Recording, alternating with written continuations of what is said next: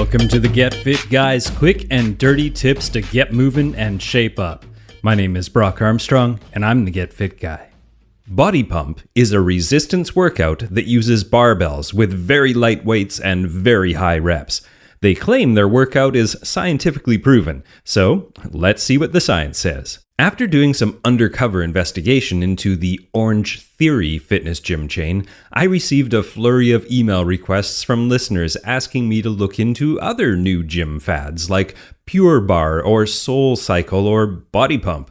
So today, thanks to listeners Susan and Alyssa, I once again don my fake nose and mustache to get to the bottom of Body Pump.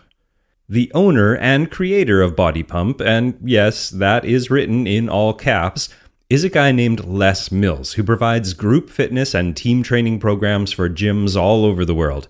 Les Mills offers strength, plyo, cardio, weights, martial arts, indoor cycling, and a 30-minute high-intensity interval training, all set to a custom playlist of music. They also sell clothing and workout equipment, music, and snacks.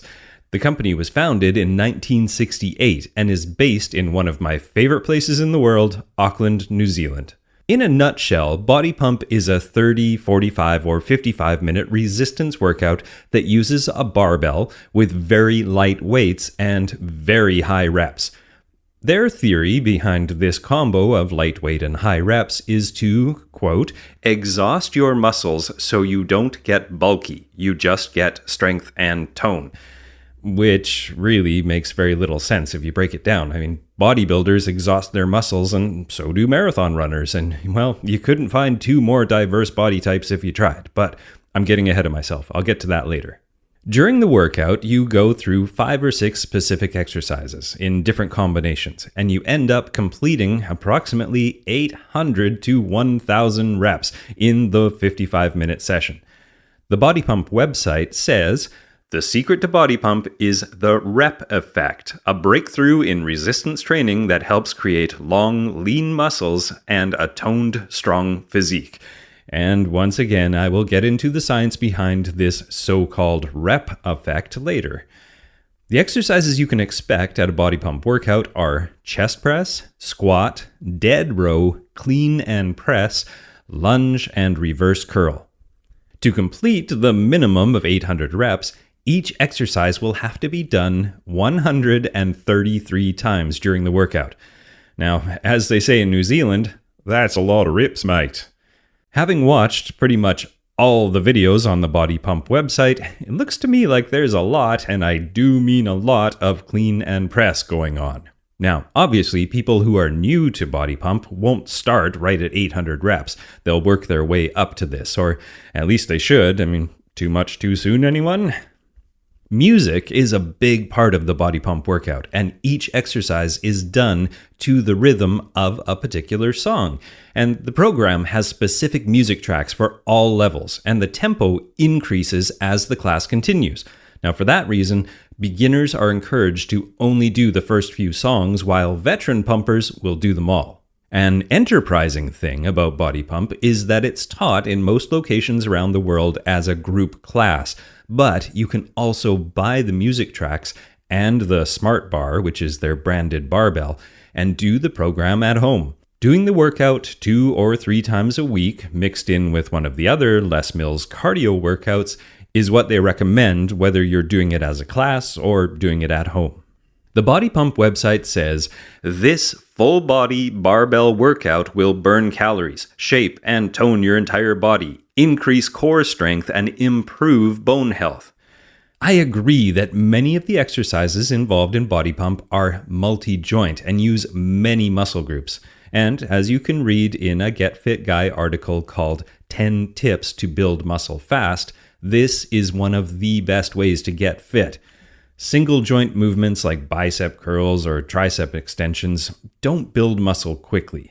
Multi-joint exercises like cleans, deadlifts, squats not only work more muscles in less time, but they also allow you to move much heavier weight than you can lift with those single joint exercises. But I guess that really isn't important here, since the whole idea is to use a lightweight. Now, the Body Pump website also says, this program is based on the rep effect, a proven formula that exhausts muscles using light weights while performing high repetitions. This is the secret to developing lean, athletic muscle. However, I would say that exhausted and burning feeling you get from doing all those reps is likely just lactic acid building up faster than it can be flushed from your muscles. And although that is a marker of working hard, it doesn't necessarily mean that the muscle is getting lean or more athletic. As far as their claim of not bulking up and only developing these lean athletic muscles, I'd like to know which muscles they consider to be non-athletic.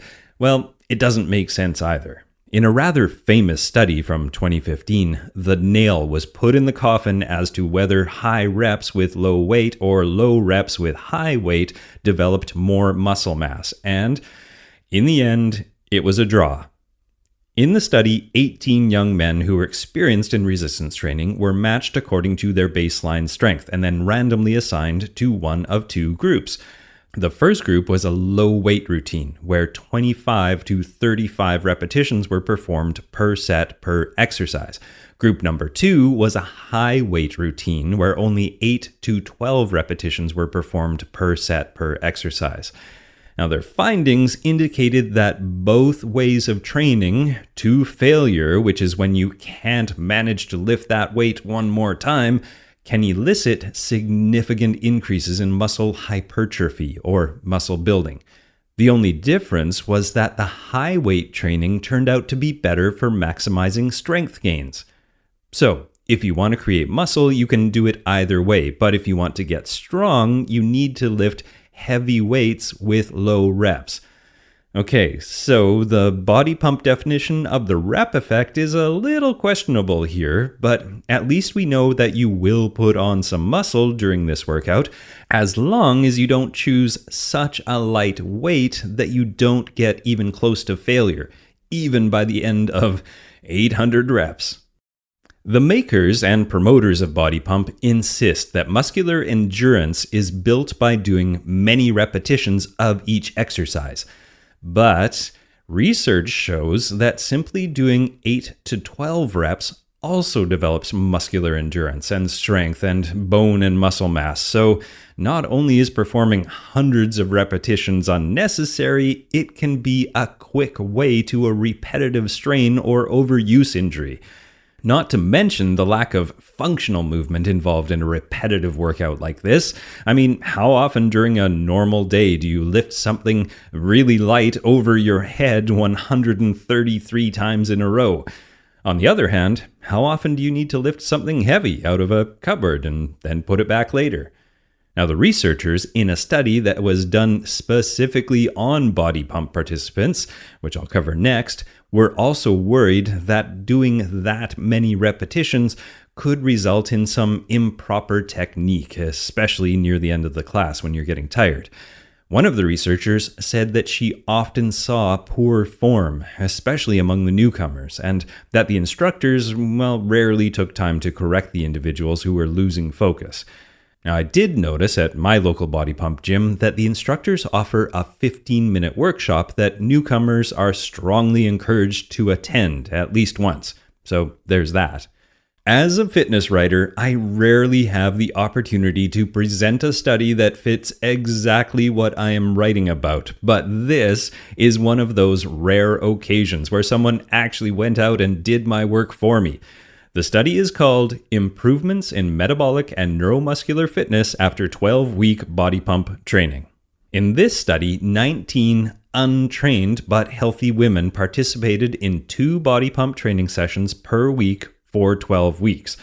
The subjects had little to no experience with weight training and no training program at all for the 6 months leading up to the study. The researchers took measurements at the beginning and the end of the study, and these are the measurements they took.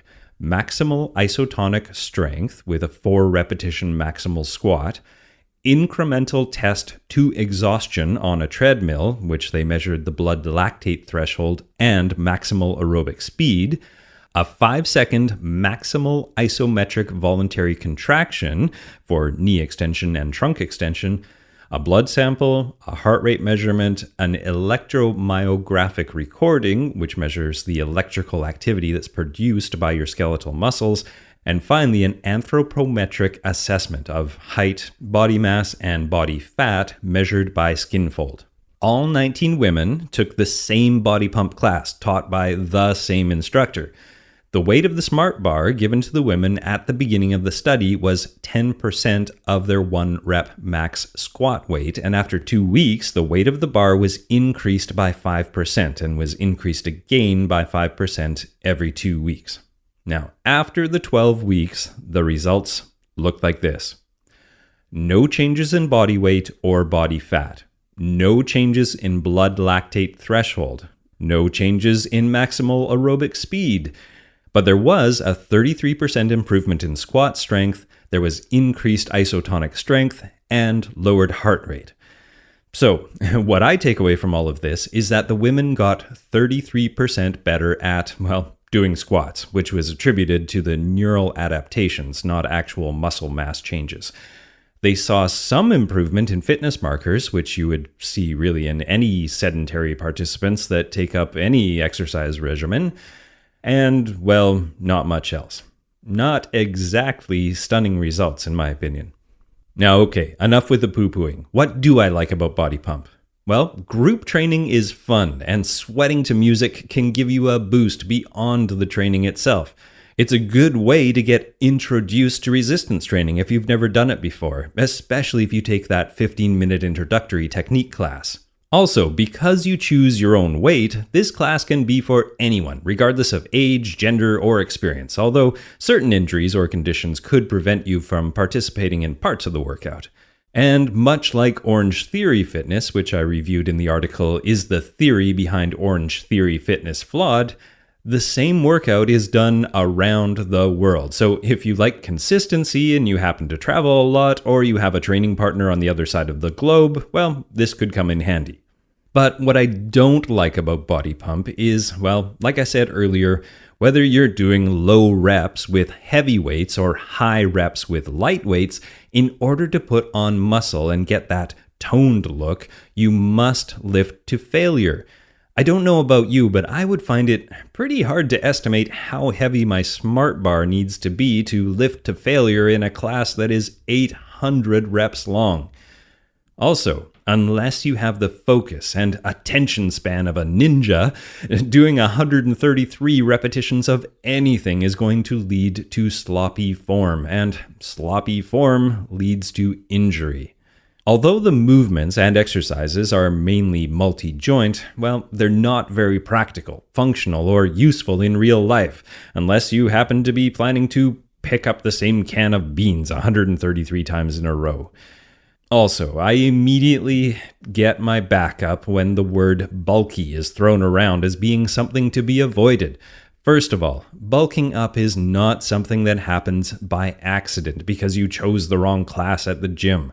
Second, becoming toned is really just a combination of adding some muscle mass or bulk to your muscles and also losing some body fat to increase the definition of those muscles. I know it's just semantics, but sorry, it bothers my inner coach.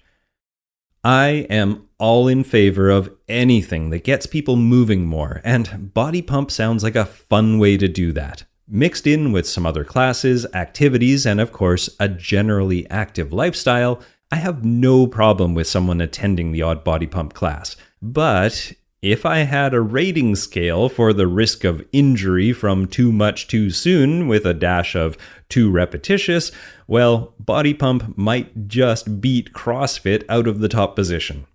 800 reps is just too many reps.